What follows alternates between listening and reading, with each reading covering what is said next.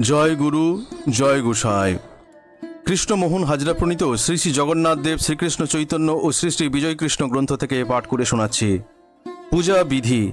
নানা দ্রব্য আয়োজন করিয়া রাজা দ্বারা দণ্ডে দণ্ডে দারু ভোগ দিতে লাগিলেন। মাতা সন্তান পালনের ন্যায় দারুর সেবা করিতে লাগিলেন। ব্রহ্ম মুহূর্তে আরতির ব্যবস্থা হইল। পঞ্চদ্বীপ ও ধূপদ্বীপ সহকারে সুন্দর আরতি হইতে লাগিল।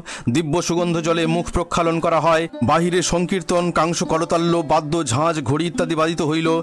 দুধ, দই, ছানা, চিনি, মিছরি, কর্পূর বাসিত জল, স্বর্ণথালে লাড্ডু দেওয়া হইল। নিদ্রাভঙ্গ গান শুরু হয়। বালককে জননী যেমন নিদ্রাভঙ্গ করে তদ্রূপ তারূপ ব্রহ্মকে জাগানো হয়।